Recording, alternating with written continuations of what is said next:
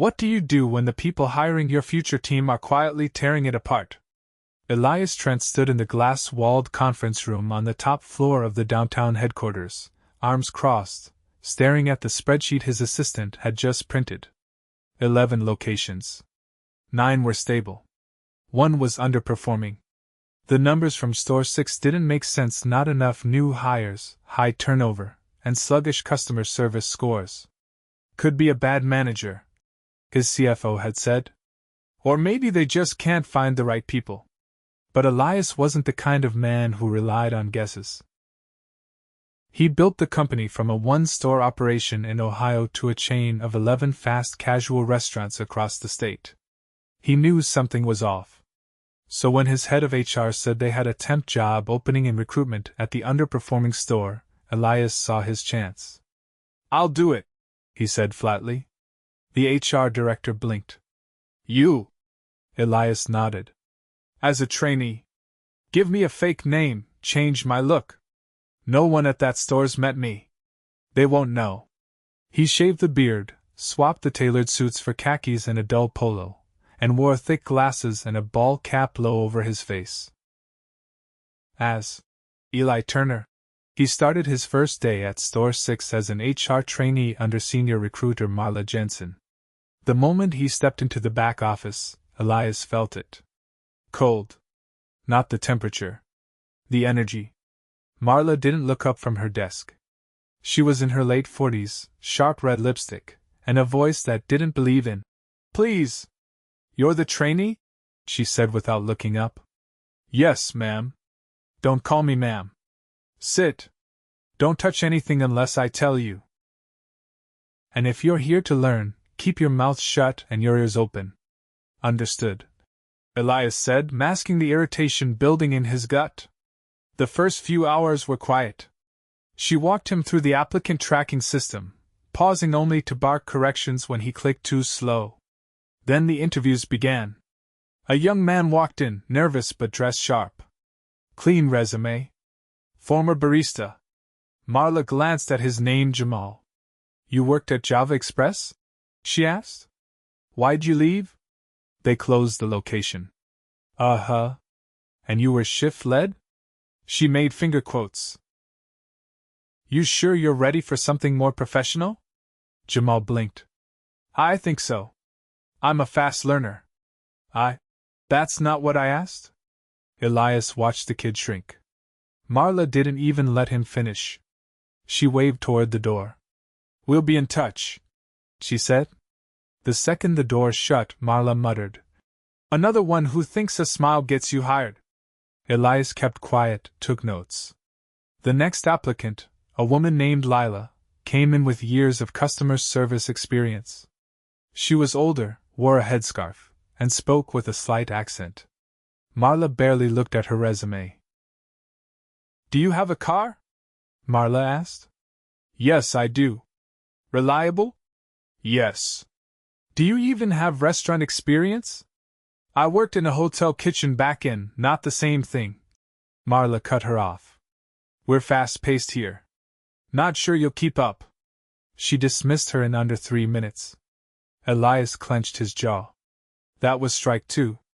After the third interview, another quick dismissal of a shy but overqualified woman, Elias stepped out for a breath of air. He paced near the dumpsters, hands in his pockets, heart pounding. This wasn't just incompetence. This was personal. Inside, a cashier named Tara passed by him on break. She looked tired but smiled politely. "New hire?" she asked. "HR trainee," Elias said. She looked surprised. "Didn't know we did that here." He shrugged. "Learning the ropes." She hesitated, then said, "You might want to ask around. A lot of good people interview here. Not a lot get hired." When Elias went back inside, he caught Marla tossing a resume into the trash. He picked it up. "Why'd you toss this one?" "She's got tattoos on her neck. Doesn't look like someone I'd want up front." Elias stared at her. "That's not policy, is it?" Marla turned. "You questioning me already? You're a trainee, remember? I'm just trying to understand." You'll understand when you've been doing this as long as I have. Some people just don't fit the brand. That night, Elias sat in his car, hands gripping the steering wheel. He'd built this company on second chances, on giving people a place to grow. And now, someone like Marla was quietly deciding who got those chances based on her own bias. He looked at his reflection in the rearview mirror, the glasses, the cap, the dull clothes. He was in. And tomorrow, he was going to dig deeper. The next morning, Elias arrived 15 minutes early. The back alley was quiet, the air damp with last night's rain. He had spent most of the night thinking about what he'd seen, how quickly people were being dismissed, how casually Marla had discarded potential. He wasn't here to catch someone making a mistake. He was here to find out how deep the route went. Inside, the store was already humming. Kitchen staff prepped trays of ingredients, managers reviewed morning checklists, and the front-of-house crew tested registers. Elias made his way to the cramped HR office, where Marla sat at her desk sipping from a thermos. She didn't acknowledge him. He sat across from her and waited. After a while, she glanced up. "There's a group interview at 10. You'll observe. No questions, no comments. Just watch." She slid a clipboard across the desk. Elias scanned the applicant list. 6 names. 5 were scheduled to arrive. 1 had already cancelled. At 9:45, they moved to the break room, which doubled as a makeshift interview space. The fluorescent lights flickered once overhead. The applicants trickled in, young, eager, and visibly nervous. A woman in her 20s with paint-flecked jeans. A man with a limp who walked with a quiet determination. A college student clutching a folder with printed resumes. Elias introduced himself only as an HR trainee, took a seat in the corner, and listened. Marla began with a brittle smile. "We're trying something new today. Less formal. Just a conversation. Let's start with names, previous work, and why you want to work here." The applicants took turns. Most had experience in food service or retail. One had no formal employment, but helped run a family business. All were polite. Eager. Elias made careful notes. When they finished, Marla leaned back. "Let's talk about the pace. This place moves fast. Customers don't wait. If someone messes up an order, the whole line backs up. We can't afford slow learners." The young man with the limp shifted slightly in his chair. Marla zeroed in. "What happened to your leg?" "I was hit by a car last year. Took a while to recover." "Can you stand for 8 hours?" "I've been working warehouse shifts. I can handle it. Warehouse isn't food service." "You'd be on your feet the whole time. Lifting. Walking. Think that's wise?" He blinked. "I wouldn't apply if I couldn't do it." She didn't respond. Instead, she turned to the woman in the paint-flecked jeans. "You said you worked part-time at a diner. Why'd you leave?" "They closed during the pandemic. Never reopened." "Nothing since then?" "I've been helping my mom, doing odd jobs." "Helping your mom doesn't pay the rent." Let's stay focused." Marla cut in. Elias watched each applicant gradually retreat inward, their confidence leaking out with every question. Marla wasn't just assessing, she was cornering them. After the last one left, Marla gathered the resumes in a loose pile. "None of them are ready," Elias asked. "What about the guy from the warehouse? He's got proven stamina. He limps. We don't need a lawsuit the first week. And the girl who helped her mom, she's reliable. She didn't even bother to change out of paint jeans. That's not in the dress code policy. I have to think about who fits the environment here." Elias stared at her. "Based on what?" She raised an eyebrow. "You know what I mean." But he didn't. He stood and left the room. Out in the corridor, he found Tara again, this time stocking napkins at the supply shelf. She looked up. "Rough morning?" she asked. "Getting there." She wiped her hands. "You ever sit in on one of those group interviews?" "Just did." She nodded. "She always picks the same type. Young, pretty, usually white. People that look sharp, whatever that means. That happen a lot? Every week. We're short-staffed all the time, and she keeps tossing people out. I've seen her turn away folks who already worked at other locations. Said they had attitude problems? But when I asked, they said they'd never even met her before. Elias frowned. Other locations? Yeah. 2 guys from Store 9 came in last month. Said they moved into the area. Both had clean records. She didn't even call their managers. He nodded slowly. Thanks. Later that afternoon, Elias approached the assistant store manager, Thomas, who was reviewing the delivery schedule.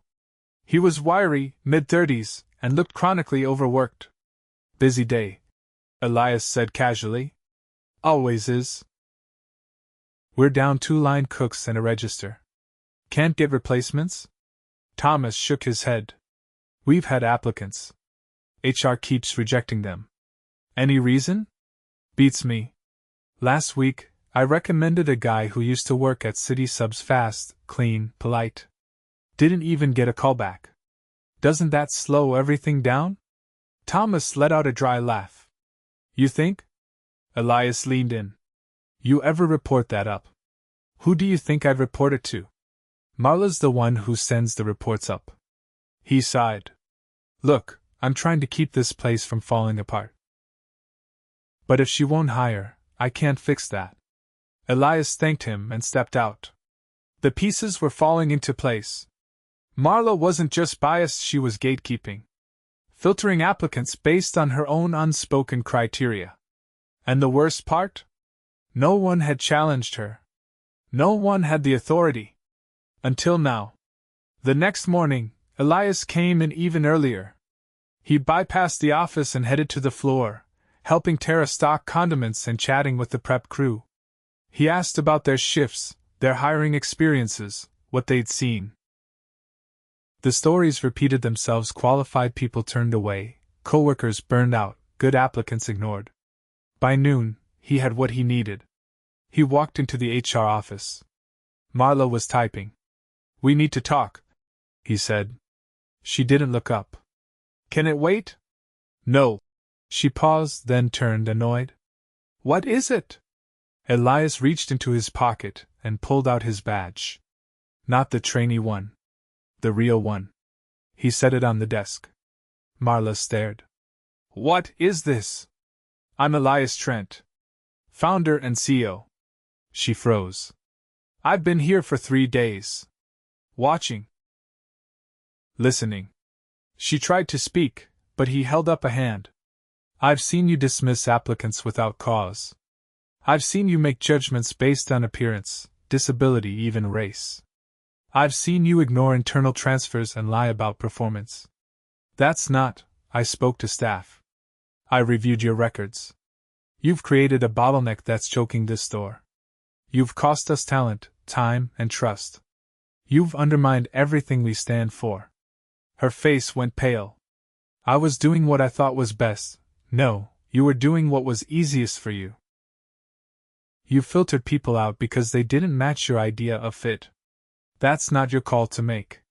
And it's not how we run this company. He stood. Turn in your badge. You're done here. She sat in stunned silence. Elias didn't wait. He stepped outside, called HR headquarters, and arranged for an interim recruiter to be sent in that afternoon. He also asked for a full review of hiring records across all locations Marla had touched. By the time the replacement arrived, Elias had already gathered the assistant manager and the senior staff. We're reopening hiring immediately, he said. If you've got people who applied and were turned away, send me their names. We're giving them a fair shot. Tara raised her hand. You're really the CEO? I am. She shook her head. About time someone noticed. Elias nodded. That's on me. I should have seen it sooner. That night he stayed late, helping review applications, scheduling callbacks, and sitting in on interviews. One of the first people they called back was the man from the warehouse. He accepted the job. So did the girl with the pink jeans. Elias walked out of store 6 just after midnight. Tired, but clearer than he'd been in months. This wasn't just about hiring. It was about who got to decide who mattered. And from now on, he was going to make sure that decision was made for the right reasons. Elias returned to store 6 early the following morning, wearing his real name badge this time. The interim recruiter from headquarters, a sharp and even-tempered woman named Renee, was already there, reviewing files and conducting phone screens from a laptop on a folding table in the break room. The office Marla once occupied was now empty, the nameplate already removed. He nodded at Renee and kept walking. In the back prep area, he found Thomas loading a dry goods order into the inventory shelf, his shirt damp with sweat. "How's it going?" Elias asked, grabbing a box to help. Thomas glanced at him, confused for a moment. "Still not used to seeing you here without the glasses." Elias gave a small nod. "Won't be the last time." Thomas returned to the clipboard in his hand. "We've got 3 new hires starting tomorrow. Tara helped us call the ones we lost because of the backlog. 2 said no, found other jobs. But one of them, a guy named Luis, said he's free to come in for orientation." "Good. We'll keep following up." No one should have been turned away the way they were. Thomas exhaled, adjusting the boxes. "I've got people staying late to cover shifts. They're burning out." "I know.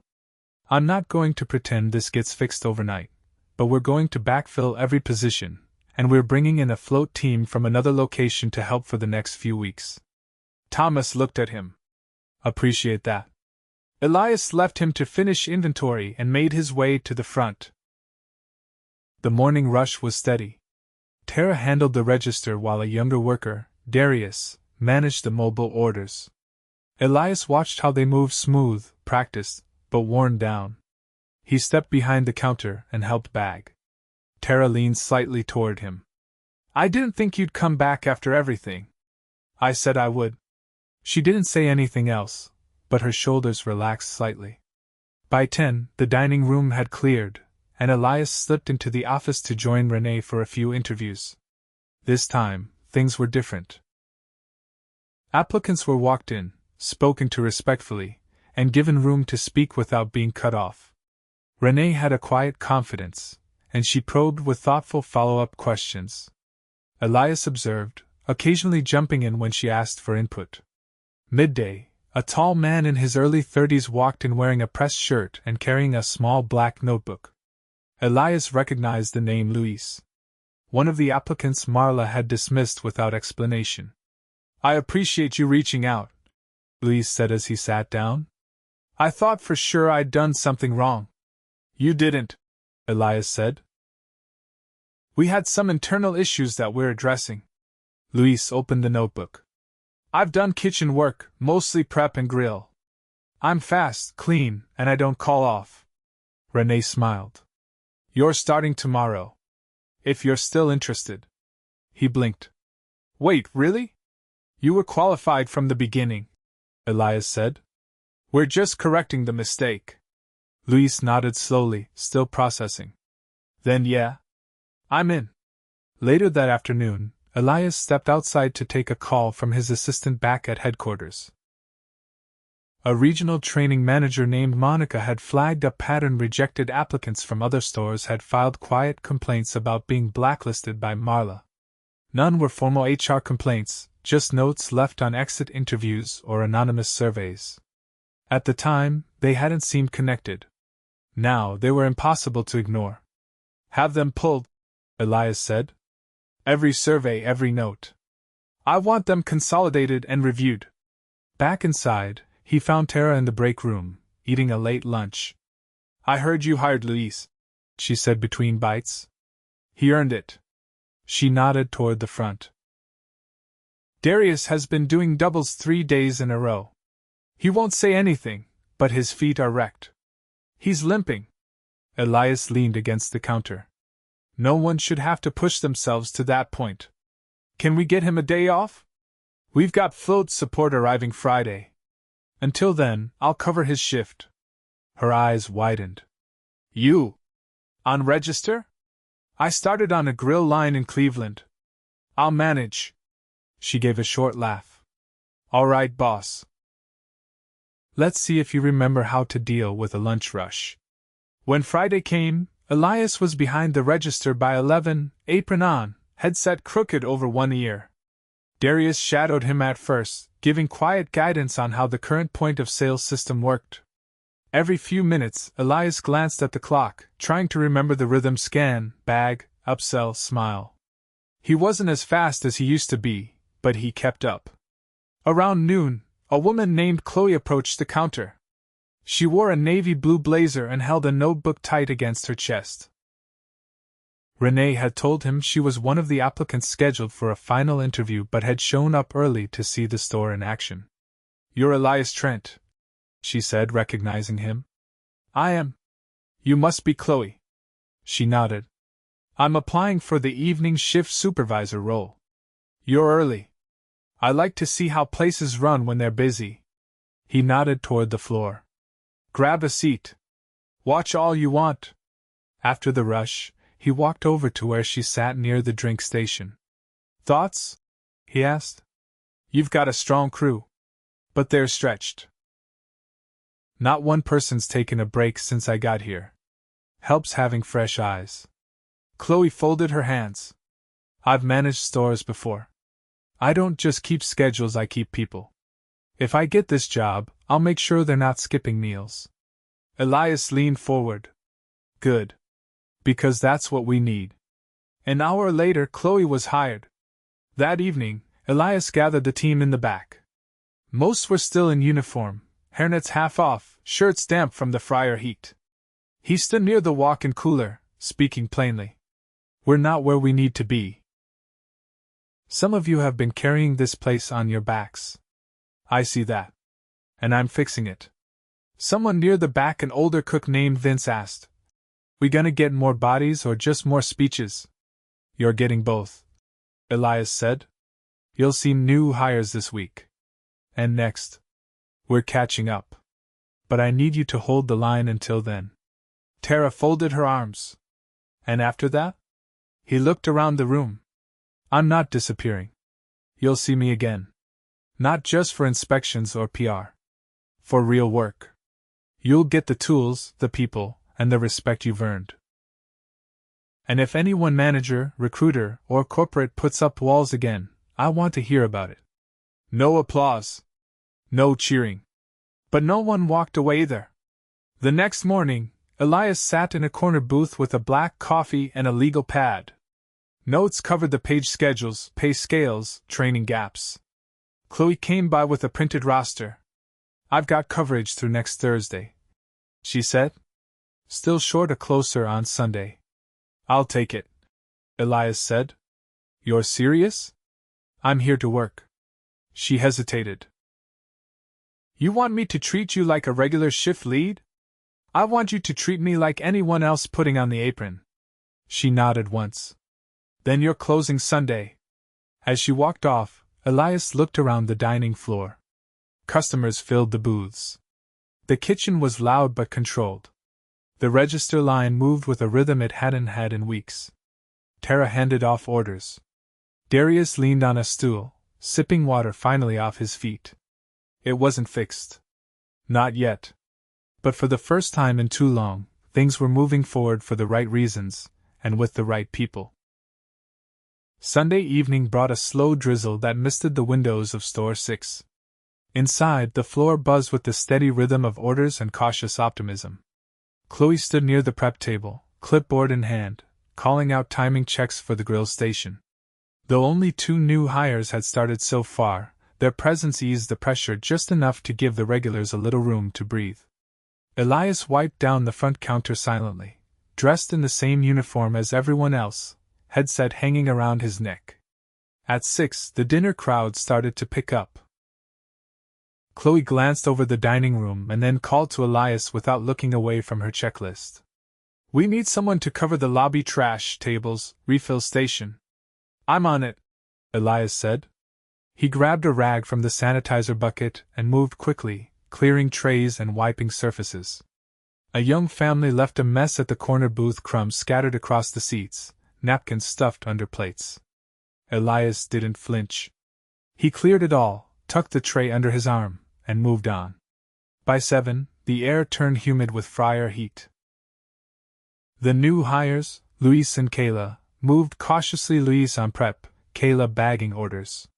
Both showed signs of quiet confidence, but the pace was pushing them. Darius, who'd been given the day off, had stopped by briefly to drop off a thank you card for the team. He didn't stay long, his limp was still visible, but he left with a half smile and a box of food Chloe insisted he take home. Elias returned to the front just as a delivery driver came in, confused by a missing double order. Chloe was already at the register, resolving it without raising her voice. "We'll remake it. Grill, double chicken, no onion," she called back. Elias caught her eye. "I'll walk it through." She nodded once and turned to Luis. "Hey, you good to handle the next 2 tickets?" Luis glanced up.